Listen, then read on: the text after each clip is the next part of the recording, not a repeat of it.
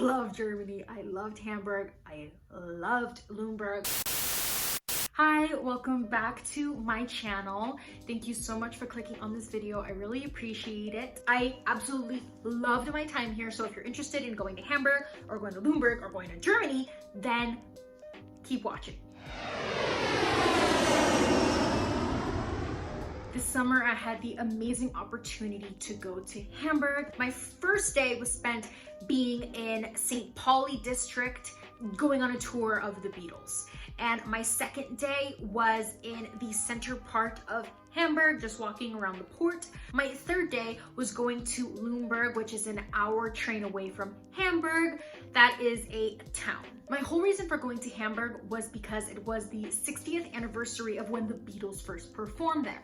Now, the whole history of the Beatles in Hamburg is in my previous video, which I put blood, sweat, and tears into, so go watch that if you're interested in the Beatles. The Beatles were from St. Pauli, which is a district in Hamburg. It's a very rough district, red light district, and that's where I spent my first day in Hamburg. I did a tour.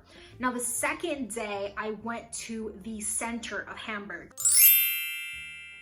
Hamburg is a port city that sits next to the river Elbe. And what I loved so much was walking next to the port, seeing the water. I have a picture here that just captures the feeling of that, just the sun and the water and the peacefulness.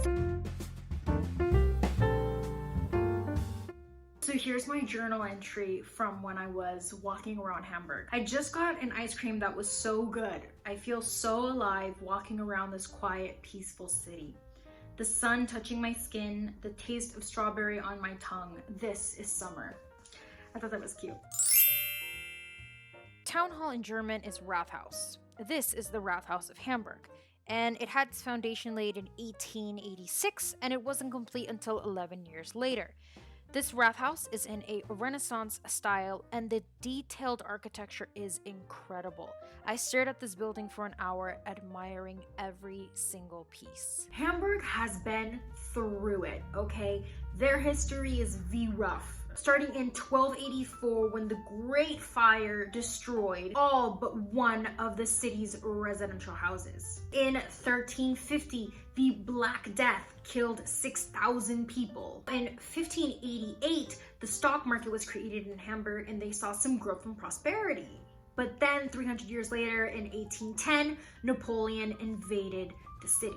Only 5 years later, Napoleon was defeated and Hamburg regained the title of a free city. Things aren't always looking up because in 1842, the Great Fire left 20,000 Hamburg citizens homeless. Not too long after, they did see some positives. They became part of the German Empire, and Hamburg was the second largest port in Europe. This was also the starting point from when people would go to the New World, also known as America. During this time, the population of Hamburg quadrupled to 800,000. Unfortunately, in 1842, a major outbreak of cholera killed 8,500 people. Before the First World War, Hamburg had the largest Jewish community in Germany. When the Nazis ruled, they took all the Jews, deported them, and murdered them. By May 1945, the war killed around 42,000 German civilians. In the Second World War, the result was that 50% of domestic property was ruined, 40% of industrial areas were completely destroyed, 80% of the port area was bombed. From the Second World War, Hamburg was able to rejuvenate itself and become the beautiful city that it is today. I had an extra day in Hamburg, so I wanted to take a day trip, but I didn't know where to go. I did some research and I found Nuremberg, which was an hour away from Hamburg. When I tell you this is the most perfect town, it's as good as Bruges in Belgium. Here's what I wrote on the day that I was there. Nuremberg is so gorgeous. It's a literal fairy tale. I feel like I'm in a German Beauty and the Beast. Originally called Lüneburg in 956, this town is very special because it went untouched in the Second World War, which means it contains 13th century German houses.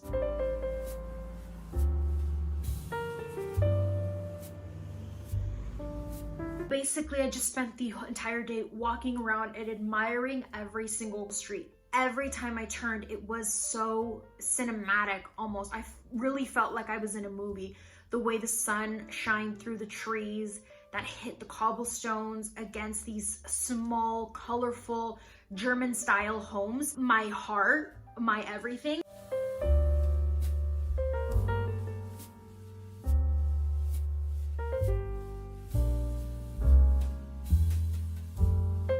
You can feel how old it is. It's like going back in a time machine because you're back in the 13th century. It's what it feels like.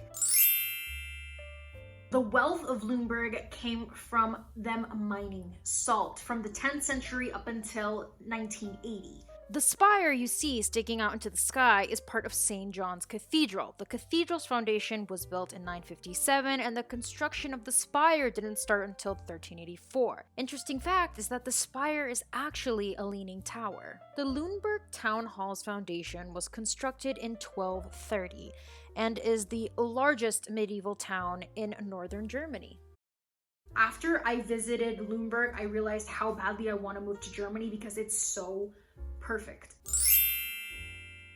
If you are in St. Pauli, go to Yomaro yogurt, the best yogurt of my life. I love yogurt, but I can't eat it because I don't eat dairy. So Yomaro had a soy yogurt option. I was there for 2 nights, and on both nights I had that yogurt because it was so good. I literally sat down and I savored every single bite.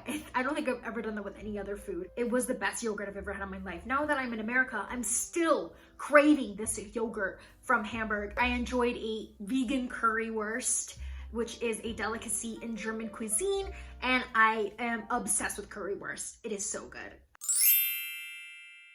If you're going to Hamburg and you want to stay in the St. Pauli district, I stayed in the hostel that's going to be in the description box below. That was so nice, so perfect. Probably the top 2 best hostels I stayed in during my 2-month traveling Europe journey. So I had basically an 8-bed room to myself, but on my last night I had to share with this huge German dude, and all we exchanged were hellos and farts. He said hello, I said hello, that was it. While he was sleeping, he let a little fart out. Then I went to the bathroom, I let a little fart out, and I thought it was just like a cute little moment. You know, like we were so close after that.